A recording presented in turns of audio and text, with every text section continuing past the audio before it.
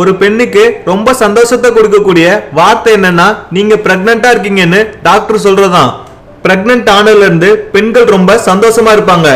ஆனா அவங்க செய்யற ஒரு சில காரணங்களால கரு வயிற்றுல தங்காம கலைஞ்சிடும். எந்த காரணத்தினால கர்ப்பம் வயிற்றுல தங்காம கலையுது, அதை எப்படி சரி பண்ணலாம்னு இன்னைக்கு இந்த வீடியோல பார்த்து தெரிஞ்சுக்கலாம். குரோமோசோம்ல ஒவ்வொரு செல்லையும் 23 ஜோடி இருக்கும். அதாவது அப்பா கிட்ட இருந்து 23, அம்மா கிட்ட இருந்து 23, மொத்தமா 46 ஜோடி குரோமோசோம் எல்லாம் சரியா இருந்தா குழந்தையோட நிறம், பாலினம், குணம் எல்லாத்தையும் தீர்மானிக்கும். இந்த குரோமோசோம்ல ஏதாவது மாறுதல் ஏற்பட்டு ஒழுங்கா சேரலனா கரு வயிற்றுல தங்காம கலைஞ்சிடும். இந்த பிரச்சனையை எப்படி சரி பண்ணலாம்னா உங்க விந்தணு மட்டும் கருவை பரிசோதித்து குரோமோசோம்ல இருக்க பாதிப்பை சரி பண்ணா கண்டிப்பா உங்களுக்கு குழந்தை பிறக்கும். உங்க உடம்புல கிருமி இல்லனா உடல் சம்பந்தமான வேற ஏதாவது பொருள் உள்ள போனா நோய் எதிர்ப்பு மண்டலம் எதிர்ப்பு காட்டும். சில பேருக்கு அந்த மாதிரி தான் ஆண்களோட விந்தணு உள்ள போறப்ப நோய் எதிர்ப்பு சக்தி தடுக்கும்.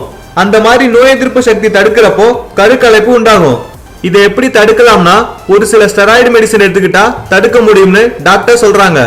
கர்ப்பப்பை நார்மலான சைஸ்ல இல்லாம வித்தியாசமான வடிவம் இல்லனா 2 விரிஞ்சு இருந்தாலும் உருவான கரு கர்ப்பப்பையில தங்காம கலைஞ்சு போயிடும். அதே மாதிரி கர்ப்பப்பையோட வாய் பலவீனமா இருந்தா கூட கரு தங்காது. இந்த டீவியேட்டட் சப்டம் பிரச்சனைய அறுவை சிகிச்சை மூலமா சரி பண்ணிடலாம். கர்ப்பப்பையோட வாய் பலவீனமா இருந்தா அதையும் கியூர் பண்ணிடலாம். ஹார்மோன் மாற்றத்தினால பெண்களுக்கு பாலிசிஸ்டிக் ஓவரி சிண்ட்ரோம் பிரச்சனை ஏற்படும். அதிக உடல் பருமன், ஆண்களோட ஹார்மோனான டெஸ்டோஸ்டெரான் அதிகமாகிறது, ஒழுங்கான மாதவிடாய் இல்லாத காரணத்தினால கருக்கலைப்பு உண்டாகும். ஆன்டிபயோட்டிக் சிகிச்சையை மேற்கொள்வதனால PCOS பிரச்சனையை சரி பண்ணிடலாம். தைராய்டு மற்றும் சர்க்கரை நோய் ரெண்டுமே கர்ப்பப்பைய ஒழுங்கா இயங்க விடாது. இதனால கருக்கலைப்பு ஏற்பட வாய்ப்பு அதிகமா இருக்கு. இதுக்கு சரியான உணவு, ஒழுங்கான வாழ்க்கை முறைய ஃபாலோ பண்றது மூலம் இந்த பாதிப்பை ஏற்படாம தடுக்க முடியும். பெண் இல்லனா ஆணோட பிற உறுப்பு பாதையில பாக்டீரியா தொட்டு இருந்தா அது கருவை பாதிச்சு கரு கலையறதுக்கு காரணமாகிடும். ஆன்டிபயோட்டிக் டேப்லெட்டை எடுத்துக்கிறது மூலம் இந்த பிரச்சனையை குணப்படுத்த முடியும்.